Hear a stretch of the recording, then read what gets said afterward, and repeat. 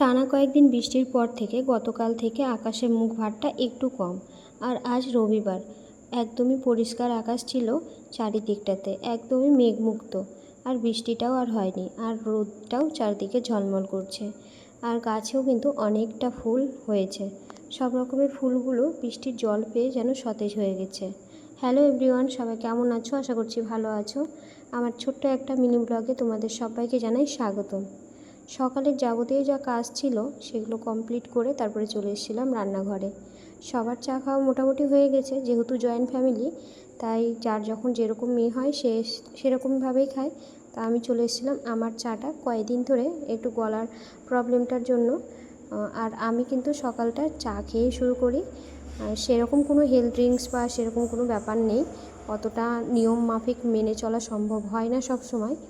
তারপরে একটু বেলা হয়েছিল, সব যাবতীয় যা কাজ ছিল স্নান টান করে তারপরে বাড়ির যে বাচ্চারা আছে তাদেরকে একটু আমগুলো কেটে দেওয়া হয়েছিল, যেহেতু আমের সিজন আর কিছুদিন মাত্র আছে, বেশি তো আর পাওয়া যাবে না এখন।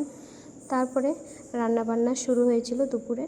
মাছটাকে লবণ, হলুদ, একটু লঙ্কার গুঁড়ো আর তেল দিয়ে ভালো করে মাখিয়ে নিয়েছিলাম। তারপরে কড়াই বসিয়ে তেলটাকে ভালো করে গরম করে মাছগুলো একটু লাল লাল করে ভেজে নেব।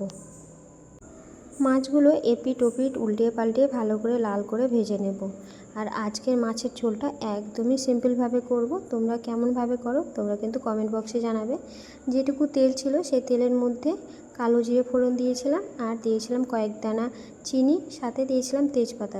তারপরে কেটে রাখা আলু আর পটলটা দিয়ে ভালো করে ভেজে নিয়েছি, একটু পরিমাণ মতো লবণ দিয়ে। যে যেরকম পরিমাণ মানে সবজিটা আছে সেরকম পরিমাণ বুঝে লবণটা দিয়ে একটু হালকা ঢাকনা চাপা দিয়ে কিন্তু আমি ভেজে নেব, আর জল দেব না।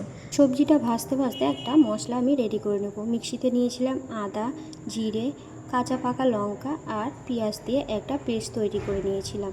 তারপরে মশলাটা দিয়ে পরিমাণ মতো হলুদ দিয়ে ভালো করে কষিয়ে নেব।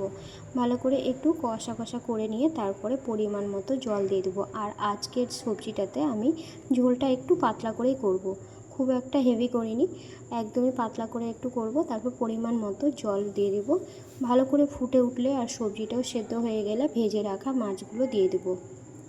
আমার ছোট ছোট মিনি ব্লগগুলো তোমাদের কেমন লাগছে তোমরা কিন্তু সবাই অবশ্যই জানিও। ভালো লাগলে একটা লাইক, কমেন্ট, শেয়ার করো। ততক্ষণের জন্য সবাই ভালো থেকো, সুস্থ থেকো। দেখা হচ্ছে পরের ভিডিওতে। আর আজকের রেসিপিটা কেমন লাগলো সবাই কিন্তু অবশ্যই জানিও।